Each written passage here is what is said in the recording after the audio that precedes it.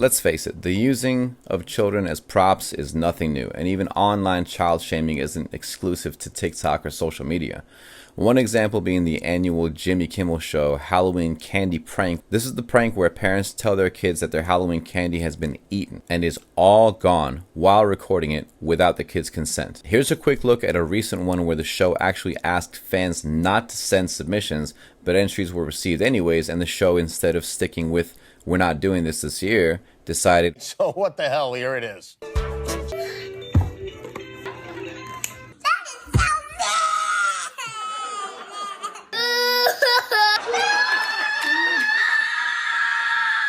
You can have that one. You can have this one. You can have that one. Brian to kick him in the face. You should, because he didn't like that. Jesus does not lie. Remember you taught us that? It was really special. It was special to you? We wouldn't do that. It's okay, Mommy. I always can say you.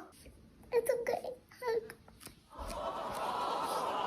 Here's another thing. I'm not all the way convinced that these "it's okay" responses from the kids are actually, to their core, "it's okay." I think a lot of it might be "it's okay, I don't want to pick a fight," or "it's okay, I know I'll lose this fight," which is not really "it's okay." It's more like, "I know what'll happen if I get upset with you, so I'll have to eat shit here while acting out the role of the bigger person. You know, your fucking job. You're fired. Everybody's fucking fired. Now, there are too many examples floating about the continent-sized, never-emptied porta potties that are the internet and social media as a whole to cite. So we'll dig into, like large proctologist fingers dig into, just one lovely little gem produced by Satan's newest and most popular creation, TikTok. The caption reads, "This dad caught his daughter on TikTok dancing with her shirt tied up, so he did this." Smiley emoji, skull and crossbones emoji. Watch it first, mi gente, and take it all in. Then I'll vomit my 2 cents into the stew cauldron.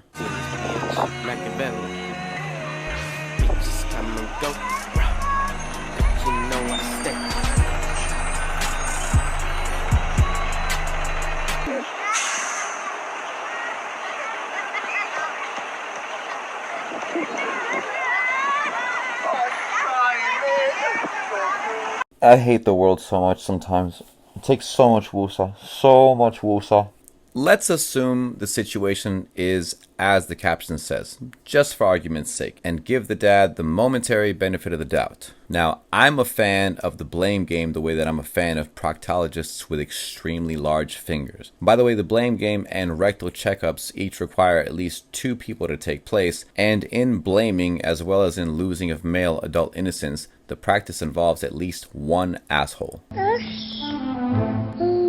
But enough about dirty, stank assholes. Back to standing up for kids being shamed by the people who supposedly love them most in this world. With the temporary benefit of the doubt still in mind, I have some questions. Number 1, if there's to be a discussion about where the blame lies and why, shouldn't the default position be that the child be least culpable and the adult or adults most to blame? And I say adults plural because if the other parent or another adult is recording this and participating in this little girl's very public humiliation, blood is on their hands too. And by very public, I mean the entire school bus is watching, and this is going to get shown to at least 1 person from her class. And if it gets shown to 1 person from her class, that means it's going to get shown to more than 1 person, and then it's just out of control from there very quickly. I'm going to say it's obvious to me that none of us are well equipped to teach our kids internet and social media responsibility, because so damn few of us ourselves are responsible online and on social media. Kids for sure have a lot to be taught with love,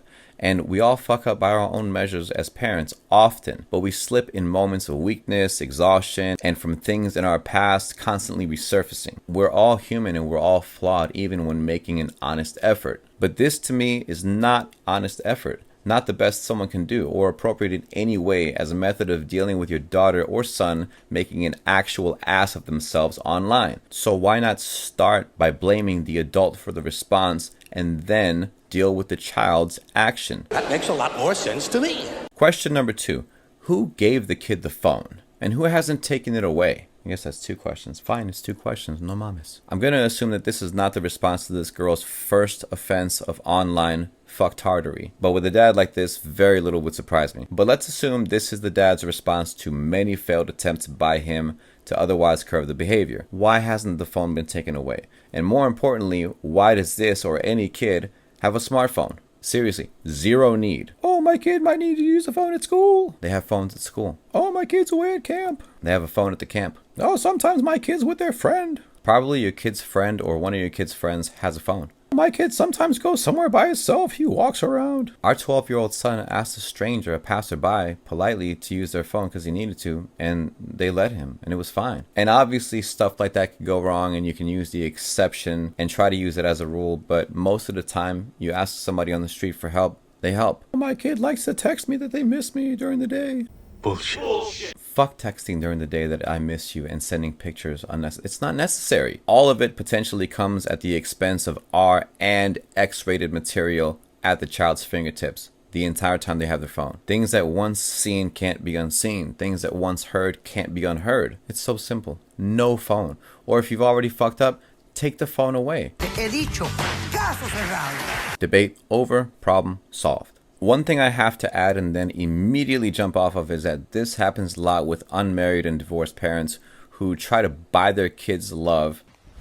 Emotional, damn it! And I'm not saying this happens all the time. And weaponize their kids' affection by being the parent who says yes to the thing that the smart parent said no to.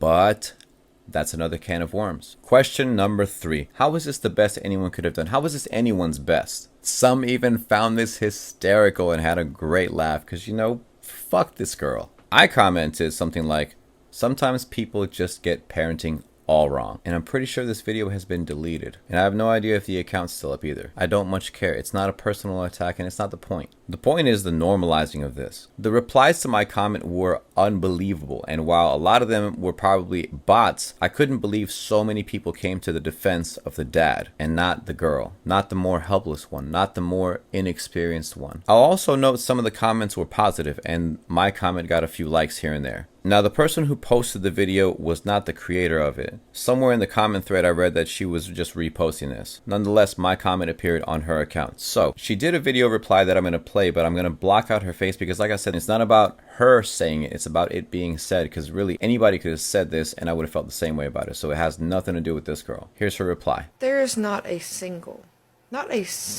perfect parent on this earth. Not one. And anyone who says they are is a liar. And anyone who says, oh, I don't have kids, but I'm gonna be a perfect parent, they don't understand. Because I used to say that as a kid. When I have a kid, I'm gonna be perfect. Having a kid teaches you so much more than you realize. Like me, I used to think my mom was an awful person, and then I had a kid, and then I was like, you know what? My mom really just did her best. And that's all most parents are trying to do is their best. But we're all flawed. We all need healing in our hearts. That's the truth. If I'm understanding correctly, her take on this particular situation is he missed the mark while trying his best. Bullshit! None of that is the best anyone can do. Not by a Dan Marley three-pointer. Barkley.